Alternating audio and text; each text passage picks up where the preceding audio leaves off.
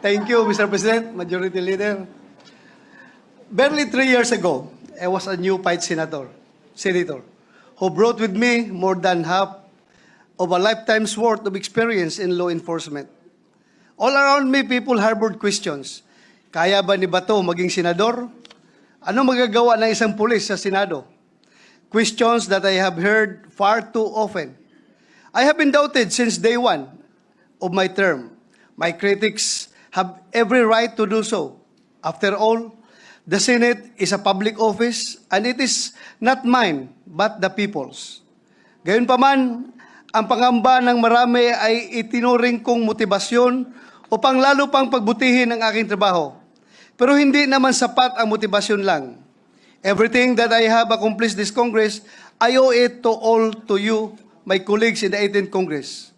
Every day has been a humbling experience, and yet you have given me every bit of confidence to continue and to push for my advocacies. There is always a spirit of good cheer whenever the last day of session comes. Everyone looks forward to a culmination of all our hard work and effort.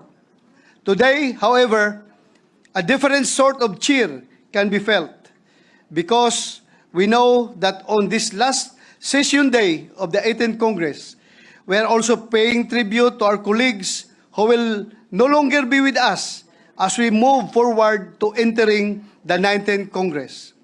Senator Lailadelima and Senator Kiko Drilon. We may have found each other on opposite sides of the fence several times, but I have always held deep respect for them both. I respect their sense of truth and justice, as well as their resolve to stand their ground. Senator Gordon, I wish to honor him for his commitment to be impartial, especially in handling the issues dealt with by the Blue Ribbon Committee. As he has so rightly expressed, we all are born with rights, but we are also born with duties and responsibilities. I thank Senator Gordon for reminding us to be true to our duties and responsibilities as senators of the Republic. And I would like to thank you, sir, personally for my very memorable moment in the Senate when I debated with you during the deliberation of the Judicial Martial Bill. Nakita ko kasi, sir, na medyo nahirapan kang kumbinsihin ako, kaya masaya na rin ako kahit papaano. Thank you, sir, for that. Senator Manny Pacquiao, the one person in this august chamber whose background of hardship and poverty matches mine the most. I admire him for pushing through the cruelties of circumstance and choosing to beat the odds.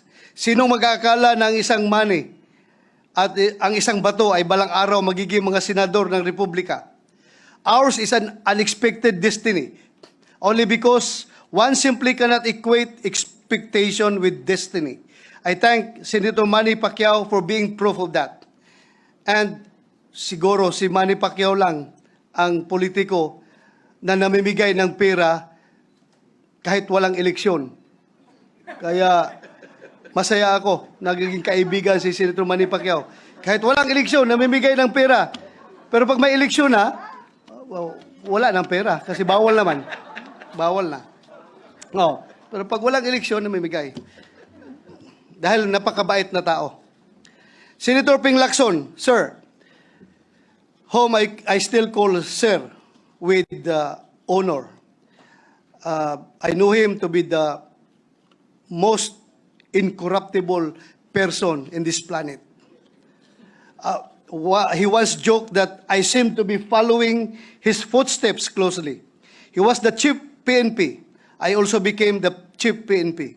He became senator. I also became a senator. And for a short time, I too was a candidate for president.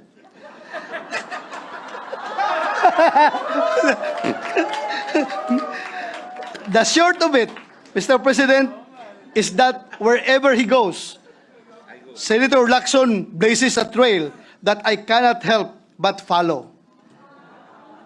That in itself is leadership, and his is the kind that goes well beyond position. Our Senate President pro tempore, Senator RalpRecto, I will always be in awe of his keen attention to detail, his willingness to think through every technicality in proposed bill. They say the devil is in the details, but I dare say it is not the devil, but Senator Recto, Mr. President.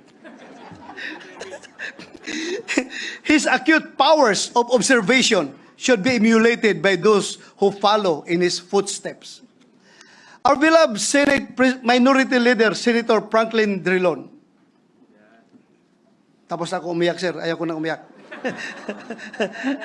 I can rightly consider my first 3 years here in the Senate as my formative years, and I am more than grateful to experience how it is to be put under the microscope of Senator Frank. I have had much to learn, but no learning is wasted if one is blessed with an excellent model. Hindi ko po pipigilan ang sarili kong sabihin na maswerte ako na nakasama ko si Senator Drilon, nakasama sa kwentuhan, sa debate, sa pagbuo ng mga batas na makabubuti sa bayan. At ulitin ko, sir, sinabi na rin ni Senator Pacquiao kanina, naawa ako sa mga incoming new fight senators, si Senator Rafi Tulfo, si Senator Ruben Padilla, Senator Mark Villar. They are deprived of the chance of going to school under you. And I'm very lucky, sir, to have went to school with you, under you, to be schooled by you. Salamat, sir. And of course, our Senate President, Vicente Soto III. I will never forget that one time when we were voting for the adoption of the first bicameral report on BFP modernization. Almost everyone voted against the report.